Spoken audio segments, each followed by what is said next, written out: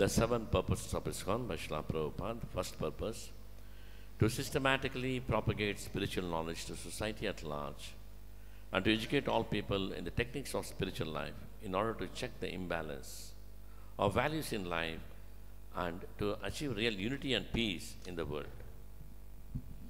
ISKCON సప్త ప్రయోజనాల్లో మొదటి ప్రయోజనం ఒక క్రమ పద్ధతిలో ఆధ్యాత్మిక జ్ఞానాన్ని సమాజంలో భారీ స్థాయిలో ప్రచారం చేయడం, సమాజంలో ఉన్నటువంటి వ్యక్తుల విలువల్లో ఉన్నటువంటి అసమానతలను వారే సరిదిద్దుకునే విధంగా వారికి ఆధ్యాత్మిక మెళకువలను బోధించటం, సమాజంలో ప్రజలందరి మధ్య నిజమైనటువంటి శాంతిని సమైక్యతను తీసుకుని రావడం. So today is a very special day, Indulekha Devi's appearance day. ఈరోజు చాలా చాలా ప్రత్యేకమైనటువంటి శుభదినం, ఇందులేఖాదేవి ఆవిర్భావ మహోత్సవం. Right, we have Sakhis in the altar, especially during Radhashtami, Janmashtami, so many Sakhis, they also appeared simultaneously. మన గర్భగుడిలో రాధా గోవిందులతో పాటు అష్టసఖులు ఉన్నారు, అంటే అష్టగోపికలు.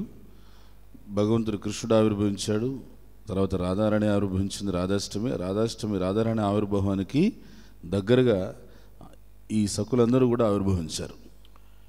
So let us know the history of Indulekha Devi. Her mother name is Vella and her father name is Sagara. ఇందులేఖాదేవి తల్లిదండ్రులు వెల్ల, సాగర. Her bodily color is like a soft brown and her cloth is like the color of pomegranate flowers. ఇందులేఖాదేవి దేహవర్ణం లేత గోధుమ రంగు, ఇందులేఖాదేవి ధరించేటువంటి వస్త్రవర్ణం దానిమ్మ గింజల యొక్క రంగు. Her kunja is bright white and her bhava is Proshita Bhartrika. ఇందులేఖాదేవి Krishna సేవకు నివసించే నికుంజవనం ఏదైతే ఉందో ఆ నికుంజవనం తెల్లని తెలుపు రంగు శ్వేతవర్ణంలో ఉంటుంది. ప్రోషిత భార్తృక అనేటువంటి ఒక గొప్ప భక్తి భావాన్ని ఇందులేఖాదేవి ప్రదర్శిస్తుంది. Our seva is carrying auspicious messages that create pastimes between the divine couple Shri Radha and Krishna, and she is the leader of the gopis who offer garments and ornaments to Shri Radha and Krishna.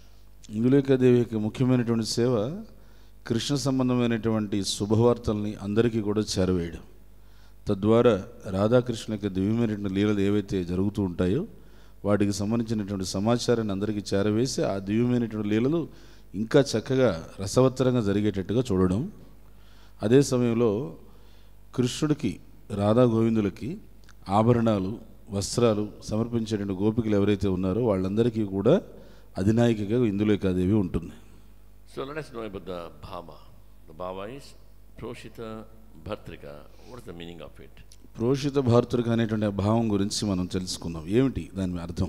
When Krishna leaves Vrindavana and goes to Mathura, not returning even after many days have elapsed, then Indulekha Devi becomes very miserable and suffers terribly in Krishna's separation. కృష్ణుడు బృందావనం విడిచిపెట్టి మధుర వెళ్ళిపోయాడు. చాలా రోజులైంది తిరిగి రాలేదు. ఎన్ని రోజులైనా ఇంకా తిరిగి రాలేదే అని చెప్పి ఆ కృష్ణుడి యొక్క వియోగంలో భగవంతుడు ఇంకా తిరిగి బృందావనానికి రాలేదు అనేటువంటి ఒక విరహభావంతో ఎంతో విలపించేటువంటి భక్తి భావన ఇందులేఖాదేవిది. Indulekha Deviకి జై. అన్ని వాంఛలను తీర్చే కల్పవృక్షం వంటి వారు, పతితులను ఉద్ధరించేవారు, కృపాసాగరులైన వైష్ణవులందరికీ నా గౌరవపూర్వక ప్రణామం అర్పిస్తున్నాను. వాంఛా కల్పతరుభ్యశ్చ కృపాసింధుభ్యశ్చ పతితానాం పావనేభ్యో వైష్ణవేభ్యో నమో. अनंत कोटि वैष्णव वृंद की जय. नमाचा शहीदास ठाकुर की जय. शिला प्रभुपाद की जय. शिला गुरुदेव की जय. निताय गौर प्रेमानंदे. हरे हरि बोल. హరే కృష్ణ. భక్తులందరికీ విజ్ఞప్తి, మామూలుగా మనం ఏకాదశి ప్రసాదం ఉదయం పూట 9:30కి వెళ్ళి తీసుకుంటూ ఉంటాం కదా, ఈరోజు మాత్రం మధ్యాహ్నంగా తీసుకోవాలి. ఎందుకంటే రేపు వామన ద్వాదశి. సో అర్థమైంది, రేపు వామన ద్వాదశి కాబట్టి రేపు ఉపవాసం ఉండాల్సింది. రేపు ద్వాదశి కాబట్టి ఉపవాసం ఉండకుండా ఈరోజే ఉపవాసం ఉండి మధ్యాహ్నం వరకు, ఏకాదశి ప్రసాదం నుంచి కూడా మధ్యాహ్నం వరకు ఉపవాసం ఉండాల్సిందిగా మనవి. హరి బోల్.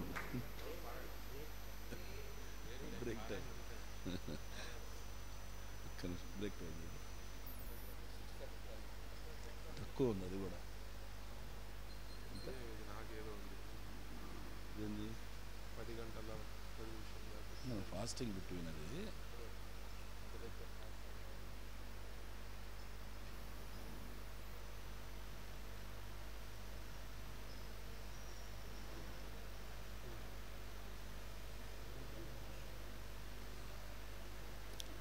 ఇది 5:20 నుంచి 9:30.